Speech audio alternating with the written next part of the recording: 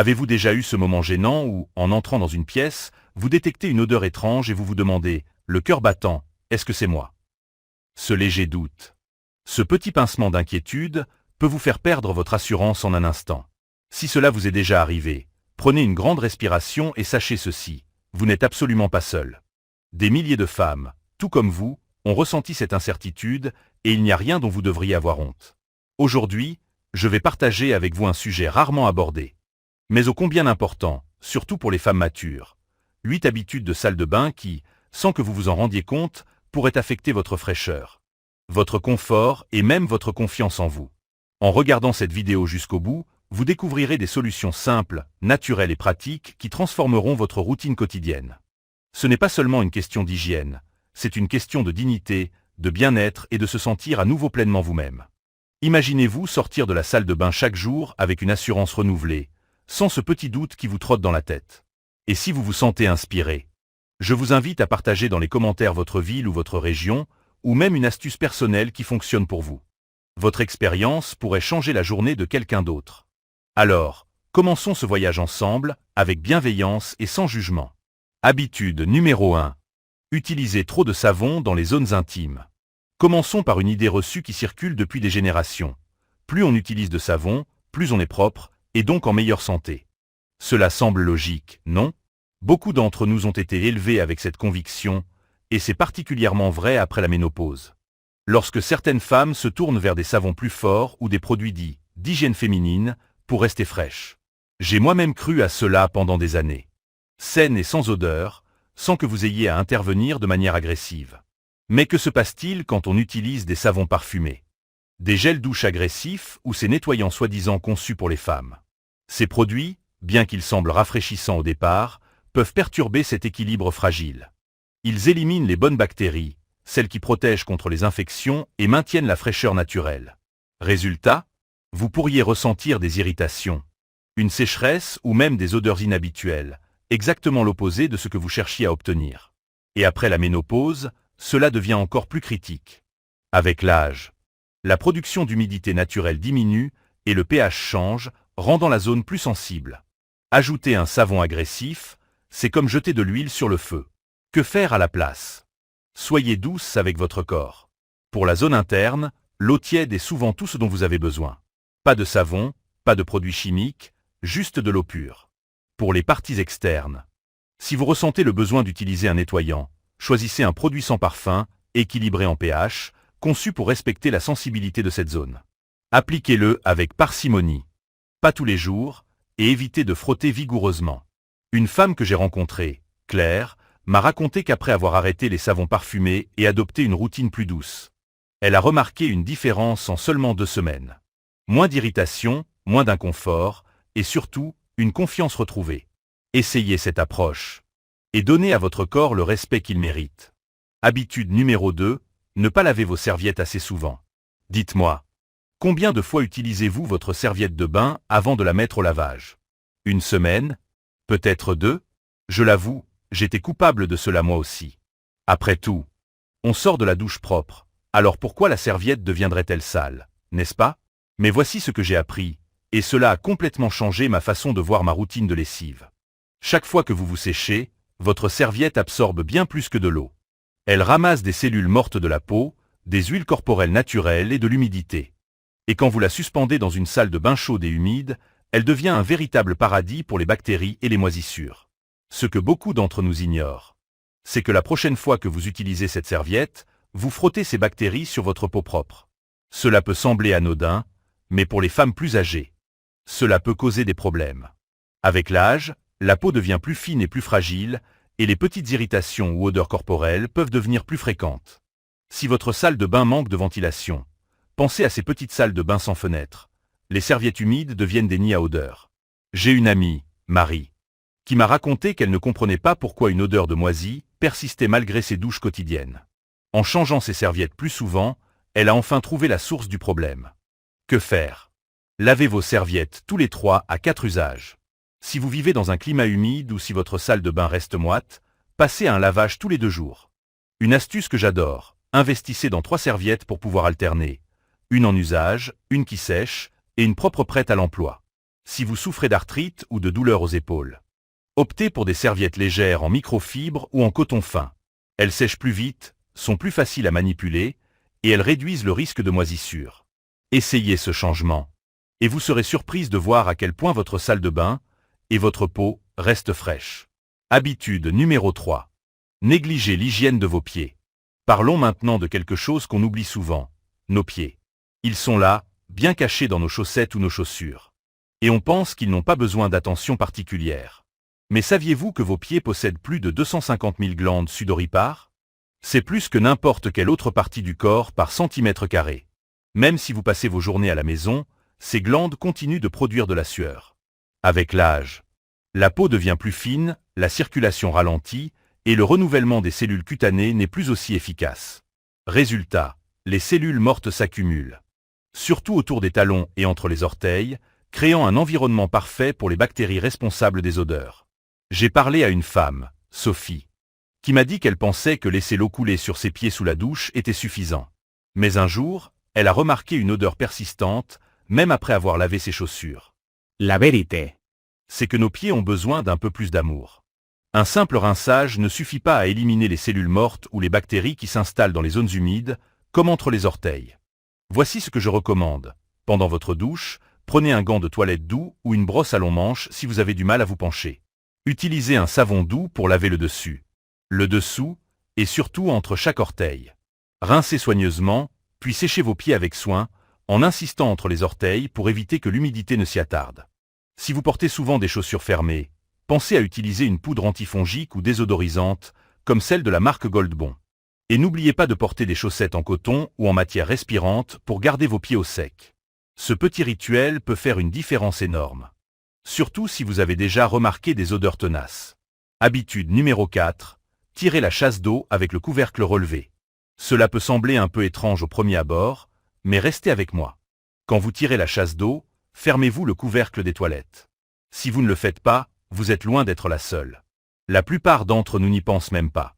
Mais ce petit geste peut avoir un impact surprenant sur la fraîcheur de votre salle de bain. Quand vous tirez la chasse avec le couvercle relevé, cela crée ce que les scientifiques appellent un panache de toilette.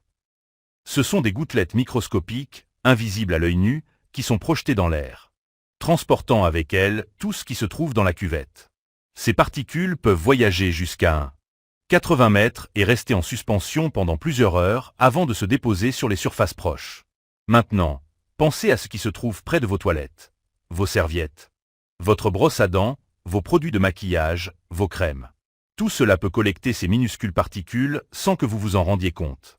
Avec le temps, cela peut créer des odeurs subtiles mais persistantes dans votre salle de bain, même si vous nettoyez régulièrement. Et pour les femmes plus âgées, dont le système immunitaire peut être plus sensible, cette exposition aux bactéries peut poser problème, surtout dans un espace confiné. La solution est simple. Fermez le couvercle avant de tirer la chasse, à chaque fois. C'est un geste qui prend une seconde, mais qui fait une différence énorme. Si vous avez des douleurs articulaires ou des difficultés à manipuler le couvercle, envisagez d'installer un couvercle à fermeture lente, qui ne demande presque aucun effort. Depuis que j'ai adopté cette habitude, ma salle de bain reste plus fraîche entre les nettoyages. Et je me sens plus à l'aise en sachant que mes affaires restent propres. Essayez-le, et partagez dans les commentaires si vous remarquez une différence. Habitude numéro 5. Porteur les mêmes sous-vêtements pour dormir. Après une longue journée, on rêve tous de se glisser dans des vêtements confortables et de se détendre. Vous enfilez votre pyjama. Vous lavez peut-être votre visage, et vous pensez « Je n'ai pas beaucoup bougé aujourd'hui, je peux garder les mêmes sous-vêtements pour dormir ». Cela semble inoffensif, non? Mais cette petite habitude peut avoir un impact plus important que vous ne le pensez, surtout avec l'âge. Tout au long de la journée, même sans activité intense, vos sous-vêtements accumulent de la sueur, des huiles corporelles et des cellules mortes. En les portant pour dormir, vous enfermez ces éléments contre votre peau pendant 7 à 8 heures. Dans un environnement chaud et fermé qui favorise la prolifération des bactéries. Pour les femmes ménopausées, cela peut être encore plus problématique. Avec l'âge, la peau des zones intimes devient plus fine et sensible, et les niveaux d'humidité naturelle changent. Cela peut entraîner des irritations, des odeurs inhabituelles ou même des infections légères si l'humidité et les bactéries restent piégées. Une femme que j'ai rencontrée, Anne, m'a raconté qu'elle ne comprenait pas pourquoi elle ressentait des inconforts malgré une hygiène irréprochable. En changeant ses sous-vêtements avant de dormir, elle a vu une différence en quelques jours seulement. Que faire? Adoptez une règle simple. Changez de sous-vêtements avant de dormir et choisissez des matières respirantes comme le coton, qui permet à l'air de circuler et ne retient pas l'humidité. Certains gynécologues recommandent même de dormir sans sous-vêtements, surtout si vous portez un pyjama ample, pour laisser la peau respirer toute la nuit. Ce petit changement peut réduire les irritations et améliorer votre confort. Essayez-le pendant une semaine. Et vous pourriez être surprise par les résultats. Habitude numéro 6, négligez le nettoyage de la poubelle de la salle de bain.